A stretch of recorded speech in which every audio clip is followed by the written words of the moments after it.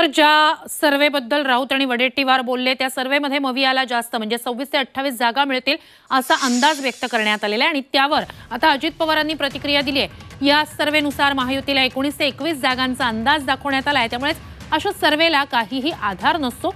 कुठल्या भागात सर्व्हे झालाय हे पाहावं लागेल। आम्ही तिन्ही पक्ष मिळून काळजी घेऊ अशी प्रतिक्रिया अजित पवारांनी दिली आहे। आपल्याला माहिती आहे या सर्व्हेला काही आधार नसतो। विधानसभेच्या 5 राज्यांच्या निवडणुकीचे सर्वे आपण आठवा आणि निकाल काय झाले ते पण आपण आठवा।